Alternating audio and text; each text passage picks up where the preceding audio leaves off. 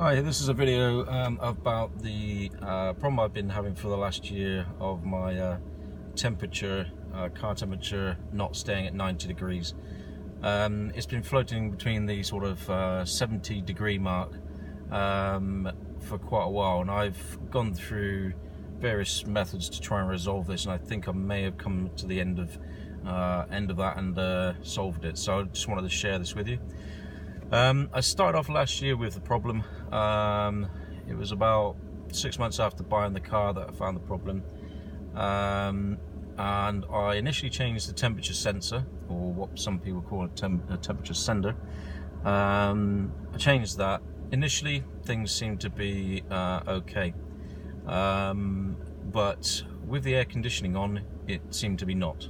So I went down the line of changing the engine thermostat. Now that's a little bit more expensive, but I changed that, and again didn't seem to, over time, didn't seem to rectify it.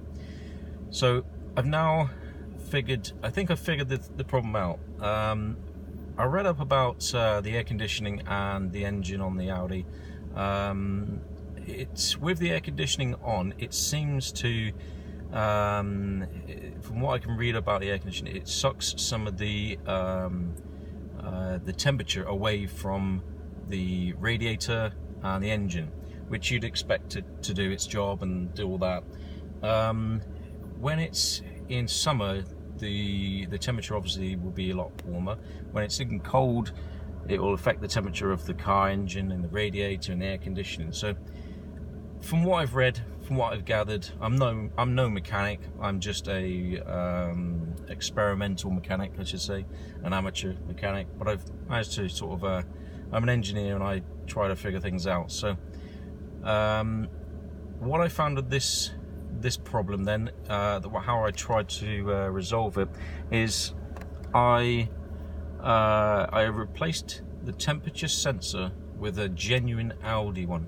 What I replaced last time was a cheaper.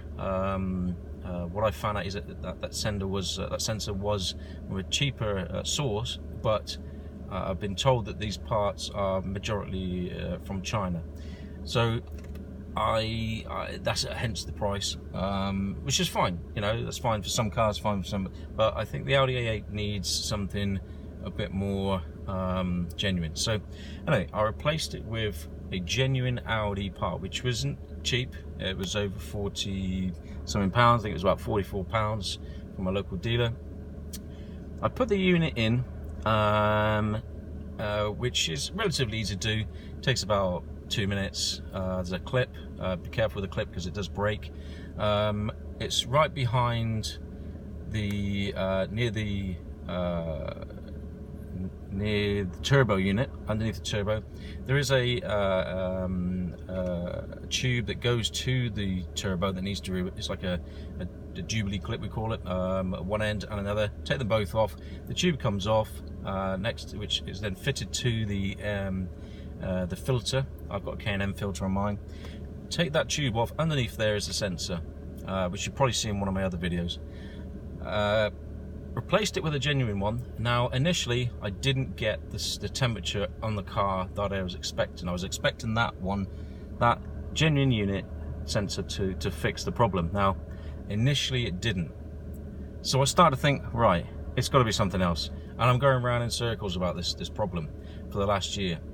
Now what I did was put the sensor in.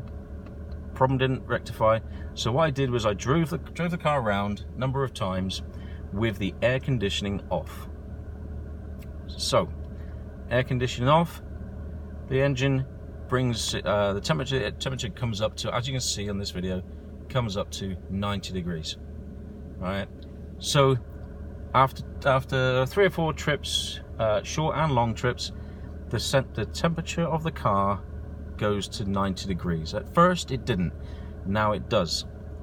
And I've only just started putting the air conditioning back on, and as you can see, air conditioning on, 22 degrees in the cabin, temperature's 90 degrees, and it's staying there. I'm stood still in the car park right now. I've been driving around for the last half an hour to different stops, shopping and bits and pieces, and it stayed at 90 degrees with the air conditioning on now.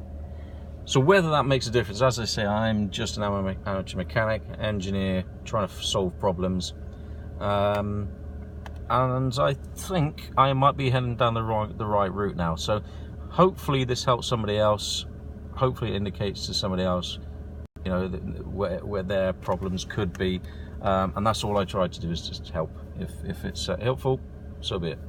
Anyway, thanks for watching. Hope you like the video. Thank you.